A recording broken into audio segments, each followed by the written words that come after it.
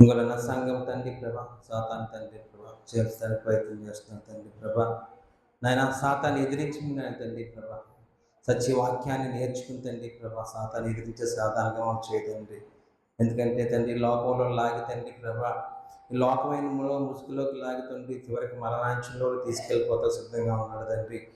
ఆ విషయాన్ని మేము గ్రహించదండి ప్రభా, లోకంలోకి వెళ్ళిపోకుండా తండ్రి ప్రభా, నీ అంత భయభక్తులు కలిగి నీ యొద్దైనా మా జీవితం అంతా గడిపేలా చేయమని అడుగుతున్నాను. మీకు వందనాలు తండ్రి. సంఘ అభివృద్ధి కోసం ప్రార్థన చేస్తాను తండ్రి ప్రభా. సంఘంలో ఉన్న ప్రతి ఒక్కరి మనసుందని తెరవండి తండ్రి ప్రభా. సత్యవాక్యాన్ని నేర్చుకుని తండ్రి ప్రభా, ఎటు తొట్టిల్లిపోకుండా చేయమని అడుగుతున్నాను. దేవానికి వందనాలు తండ్రి ప్రభా. ఇదిగో తండ్రి ప్రభా, నేను చేస్తే నైనా ప్రార్థన ఆలకించమని అడుగుతున్నాను. దేవానికి వందనాలు తండ్రి ప్రభా. ఇదిగో తండ్రి ప్రభా, ఎందుకు భయంకరమైనటువంటి వాడు తండ్రి ప్రభా, ఆయన తండ్రి ప్రభా, మీరు రక్షణ భాగ్యాన్ని ఇచ్చినండి. ఇక్కడ మీ ఇక్కడ మాటలు చెప్పడం నిలబెట్టినందుకు వేదస్తు స్తోత్రం చేర్చుకుంటున్నాను తండ్రి. ఈ ప్రార్థన ఈ పాద సన్నిధి చేర్చుకోమని నజరేయుడైన యేసుక్రీస్తు నామములో బ్రతిమాలు పెట్టుకుంటున్నాను తండ్రి. ఆమేన్.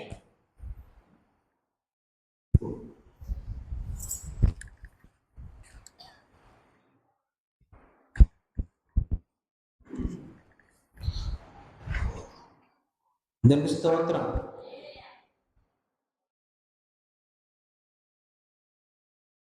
ఈరోజు మనం నేర్చుకోబోయే అంశం, నీ మనసు ఎలా ఉంది అనే అంశాన్ని మనం నేర్చుకుందాం. నీ మనసు ఎలా ఉంది? పరిశుద్ధ గ్రంథం నుంచి కీర్తన గ్రంథం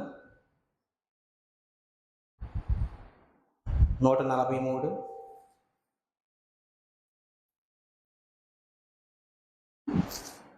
8వ వచనం చూద్దాం ఒకసారి. నీ యందు నేను నమ్మిక ఉంచి ఉన్నాను, ఉదయమున నీ కృపావార్తను నాకు వినిపింపుము, నీ వైపు నా మనసునే నెత్తుకొని చున్నాను. ఈ మాట ఎవరంటున్నారండి? దావీదు గారు మొరపెడుతున్నారు దేవుడికి. ఉదయంన నీ కృపావార్తను నాకు వినిపింపము, నీ వైపు నా మనసునే నెత్తుకొని చున్నాను. మనం ఈ ఉదయం లెగ్గానే ఏమన్నారండి? ఆయన కృపావార్తను మనకే వినిపించమని మనం అడగాలి. అలాగే ఆయన వైపునే మన మనసుని కేంద్రీకరించి ఉంచాలి. దేవుని హృదయంలో ఏముందో చూడగలిగిన వాడు దావీదు గారు. మరి మనం చూడగలుగుతున్నామా? అటువంటి మనసు మనకు ఉందా? ఎందుకంటే దేవుని హృదయంలో ఏముందో చూడగలిగిన వాడు దావీదు గారు. అంత గొప్ప ప్రార్థనాపరుడు దావీదు గారిని మనం అనేక సందర్భాల్లో మనం నేర్చుకుంటూ ఉంటాం.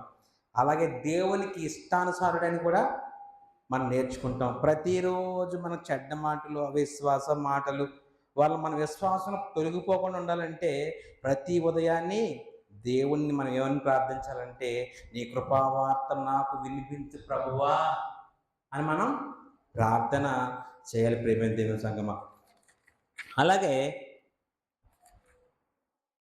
ఆయన వాత్సల్యపూర్ణుడు. నిజంగా నీ కృపధారని నేను బ్రతుకుచున్నానని ప్రతిరోజు మనకి కృతజ్ఞతాస్తుతులు చెల్లించాలి.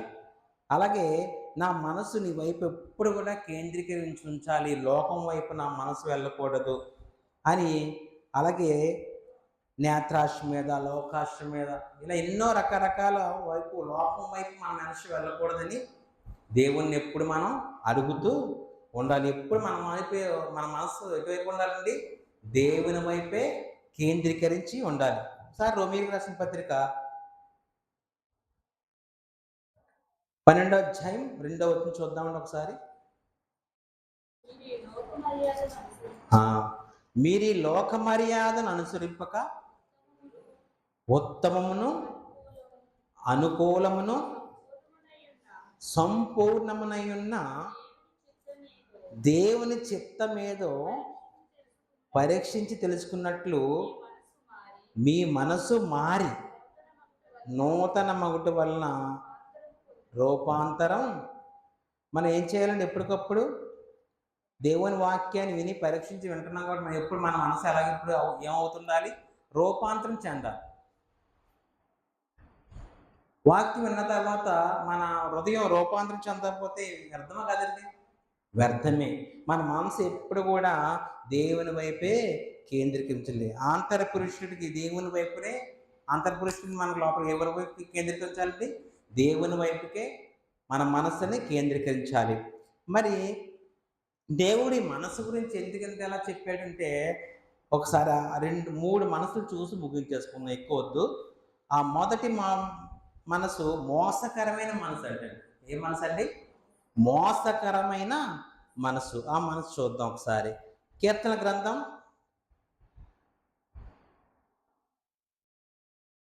12వ అధ్యాయం 2వ వచనం చూద్దాం. అందరూ ఒకరితోనొకరు అబద్ధం లాడుతురు, మోసకరమైన మనసు గలవారై ఇచ్చకలాడు పెదవులతో పలుకుదు. ఇక్కడ ఏ మాట కనపడుతుంది? ఇక్కడ ఏ మనసు కనపడుతుందని మనకి? ఇక్కడ మోసకరమైన మనసు. ఏ మనసు కనపడుతుందండి? మోసకరమైన మనసు కనపడుతుంది. అది మనకి ఈ మనసు గురించి ఇంకొక ఇర్మియా గ్రంథంలో 17:9 కూడా ఒకసారి చూడండి. ఇర్మియా గ్రంథం 17:9 కూడా హృదయము అన్నిటికంటే మోసకరమైనది, అది ఘోరమైన వ్యాధి కలది, దాన్ని గ్రహింపగల వాడు ఎవడు? నిజంగానంటండి, విలియం జేమ్స్ గారు అని ఒక ఆయన సైకాలజిస్ట్, ఆయన 25 సంవత్సరాలు పిహెచ్డి చేసి ఆయన ఒకటి కనుగొన్నాడంటండి. అసలు ఆ పాపం ఎక్కడి నుంచి పుడుతుంది అనేది కనుగొన్నాడంట. ఆల్రెడీ పరిశుద్ధ గ్రంథం ముందే చెప్పింది ఎక్కడ పుడుతుందండి? పాపం ఎక్కడ పుడుతుంది? హృదయంలో. కరోనా ఎక్కడ పుట్టిందంటే ఏం చెప్తామని మనం? కరోనా ఎక్కడ పుట్టింది? మీ అందరికి తెలుసు కదా, చదువుకున్న వాళ్ళు ఉన్నారు కదా. కరోనా ఎక్కడ పుట్టింది? వుహాన్. మర్చిపోయారా? వుహాన్లో కరోనా పుట్టింది. మరి నాసిక్, గోదావరి ఎక్కడ పుట్టింది? చెప్పేసాను ఆన్సర్ ముందే. గోదావరి ఎక్కడ పుట్టింది? నాసిక్లో పుట్టింది. ఇవన్నీ వివరంగా చెప్తున్నాం. కానీ పాపం ఎక్కడ పుట్టిందంటే, ఎక్కడ పుట్టింది పాపం? ఇప్పుడే మనం చూసుకున్నాం, ఇర్మియా గ్రంథం చూసుకున్నాం. ఎక్కడ పుట్టిందని పాపం? హృదయంలో పుట్టిందంటే పాపం. ఎక్కడ పుడుతుందండి? ఎప్పుడు మనుషులకి పాపం ఎప్పుడు హృదయంలో పుడుతుంది. అది గ్రహించక మన హృదయాలు క్రీస్తు వైపుకు ఎప్పుడైతే కేంద్రీకరించామో మన హృదయంలో పాపం పడుతుందండి? పుట్టదు. మన హృదయాలు క్రీస్తు వైపు కేంద్రీకరించట్లేదు కాబట్టే పాపం ఆటోమేటిక్గా ఎక్కువైపోతుంది ఈ లోకంలో. అంటే దేవుని వైపు మన మనసు కేంద్రీకరించట్లేదు. అవునా కదండి? అలాగే సామెతల గ్రంథం స్పీడ్కి వెళ్ళిపోతుంది. దైవ సమయం ఇచ్చేద్దాం. 16వ అధ్యాయం 18వ వచనం చూద్దామండి. రెండో మనసు అంటే అహంకారమైన మనసు అంటండి. ముందు ఏం నేర్చుకున్నాం మనం? మోసకరమైన మనసు గురించి చూసాం. రెండవది అహంకారమైన మనసు అంటండి. చదవమ్మా.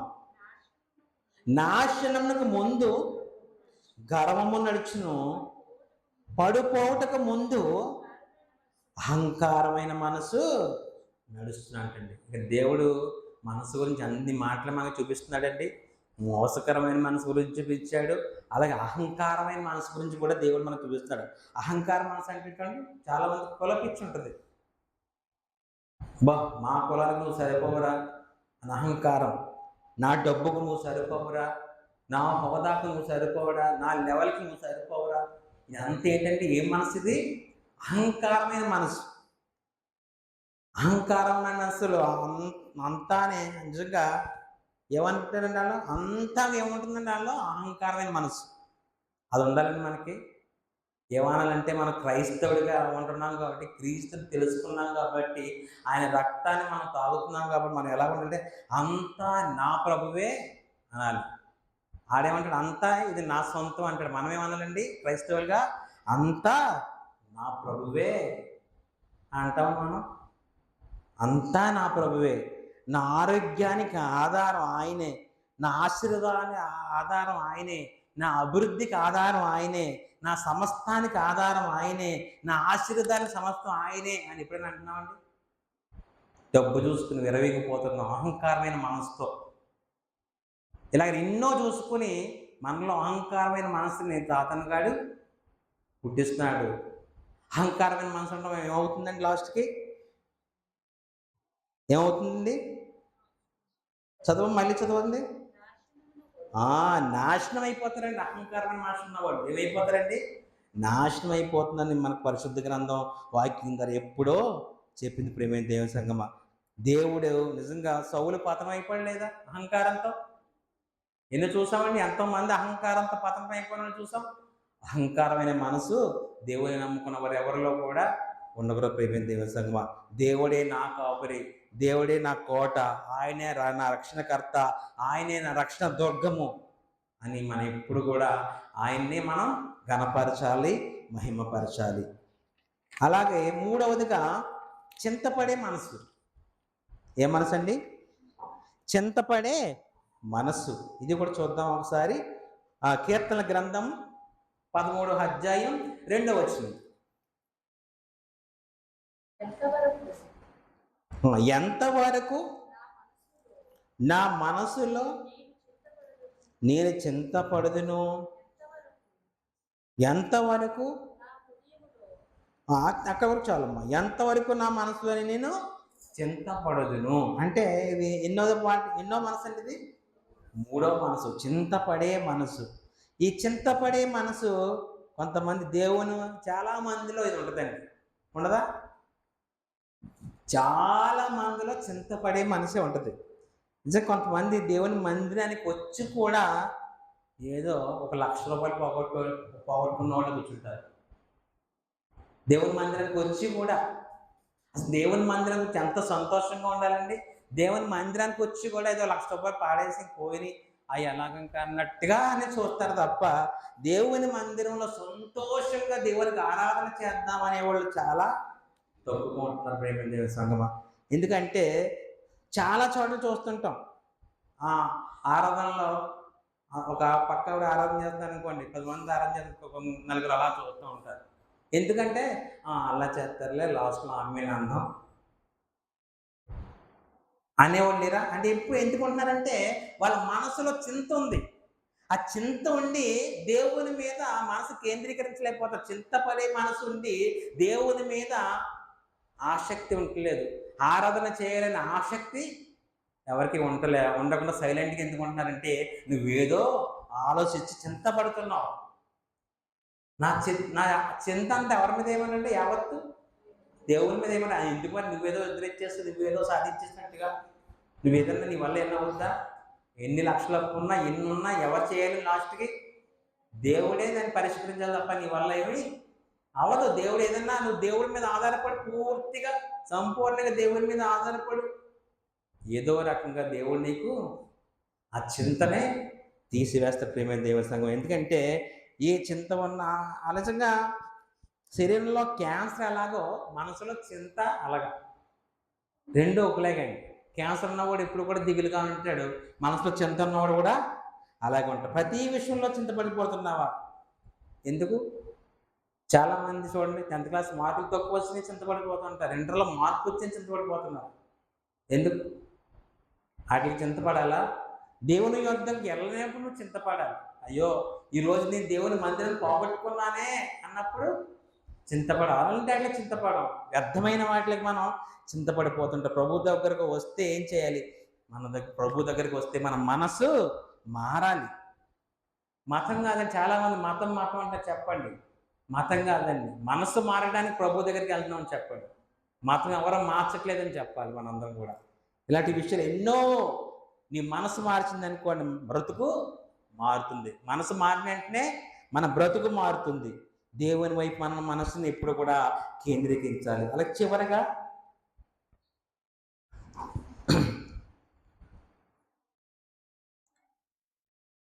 కీర్తనల గ్రంథము 51 అధ్యాయం 10వ వచనం చూద్దామా? ఎటువంటి మనసును మనకు ఉండాలో మీ అందరికీ తెలిసిందే, అయినా చూద్దాం. దేవా నా యందు శుద్ధ హృదయం కలజేయము, నా అంతరంగములో స్థిరమైన మనసును నూతనముగా. ఏ మనసుగా పట్టించాలని మనం అడగాలి దేవుణ్ణి? స్థిరమైన మనసును నూతనముగా పుట్టించుకొని అడగాలండి. అస్థిరమైన మనసు మనకి ఉండకూడదు. ఏమైనా మనసు ఉండాలి మనకి? స్థిరమైన మనసు ఉండాలి. అయినా మనందరికీ కూడా తెలుసండి. ఏం తెలుసు? క్రీస్తే నిజమైన దేవుడు, ఆయన ద్వారా తప్ప మన పరలోక రాజ్యానికి ప్రవేశం లేదు, ఆయనే నిజమైన దేవుడు అన్నా సరే మనలో స్థిరమైన మనసు ఉండదు. మళ్ళీ తాగెత్తులు కట్టించుకుంటాకి వెళ్తాం, దిష్టిలు తీసుకుంటాం, అన్నీ మామూలే, వాస్తువులు చూస్తాం, అన్నీ చూస్తాం. అంటే ప్రభువు గురించి ఇన్ని తెలుసుకున్నాం, క్రీస్తు నిజమైన తీసుకున్నాం, క్రీస్తునే పరలోక రాజ్యం అన్నీ తెలిసినవే, ఎక్కడ అస్థిరమైన మనసు ఉంటుంది. స్థిరమైన మనసు క్రైస్తవుల్లో నేను సమాజంలో ఉండట్లేదు. ప్రేమైన దేవస్థానం ఎందుకంటే ప్రభు మీద ఆనుకున్నవాడు ఎప్పుడు కూడా పడుకున్నట్టు ఎక్కడ కూడా లేదు. ప్రేమైన దేవస్థానమా, ఎందుకంటే స్థిరమైన మనసు నీలో ఉందా, నాలో ఉందా అని ఈరోజు ఆరాధనలో దేవుని మనం మోకరించి అడుగుదాం. అలాగే చివరిగా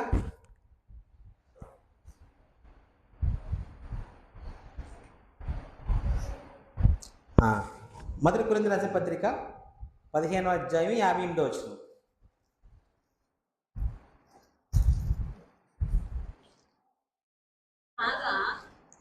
కాగా నా ప్రియ సహోదరులారా, మీ ప్రయాసము ప్రభువునందు వ్యర్థము కాదని ఎరిగి స్థిరులను కదలని వారును ప్రభు కార్యాభివృద్ధి నందు ఎప్పటికీ ఆసక్తులు ఇలా ఉండమంటున్నాడండి. మనం ఎలా ఉంటున్నాం? ఆసక్తులే ఉండమంటున్నాడు వాక్యం. రక్షణ పొందిన మొదటి నుంచి చాలామంది రక్షణ పొందిన మొదట్లో ఎలా ఉంటామని మనం అందరం కూడా మనం ఎవరి హృదయాన్ని వారిని ప్రశ్నించుకుందాం. ఈరోజు రక్షణ పొందిన మొదటిలో ప్రారంభ ప్రార్థన మనం చేస్తారనగా అరగంట 15 నిమిషాల ముందే వెళ్ళి ఉండేవాళ్ళు. రక్షణ పొందిన మొదటి రోజుల్లో ప్రతి ఒక్కరు ఎలా ఉన్నామండి? ఇప్పుడు చూసుకుందాం మన హృదయాలు. ఒక్కొక్కరు సింగిల్గా మన హృదయాలు ప్రశ్నించుకుందాం. అప్పటికి ఇప్పటికి మనం చాలా త్రుట్టిల్లిపోయాం. ఎవరి హృదయాన్ని ప్రశ్నించుకోండి. ఇది నాకు నేను అందరం ప్రశ్నించుకుందాం. మొదట రక్షణ పొందిన మొదటిలో ఉన్న భక్తి ఇప్పుడు ఉందా లేదా అనేది ఈరోజు మనం ఈ మందిరం దేవుని దగ్గర కాలు చెంతపడి మనం అందరం కూడా అడుగుదాం దేవుడిని. ఎందుకంటే లేదు, ప్రతి ఒక్కరం కూడా త్రుట్టెళ్ళిపోయాం. భక్తిలో విశ్వాసంలో కూడా త్రుట్టెళ్ళిపోతున్నాం. మరి ఇలాగైతే ఎందుకంటే మనం అదే ఒకసారి నాకు చాలా కలిసి వస్తుంది. నిజంగా మొదటిలో ఉన్న భక్తి విశ్వాసం ఇప్పుడు లేదు. నిజంగా నేను ఒప్పుకుంటున్నాను. రక్షణ పొందిన కొత్తలు ఎలా ఉన్నామని మన అందరం కూడా. చివరిగా కీర్తన గ్రంథం 51వ అధ్యాయం 12వ వచనం కూడా చూద్దామా? మనందరూ కూడా అది పోగొట్టుకున్నాం కాబట్టి దేవుణ్ణి వాక్యం ద్వారా అడుగుదాం.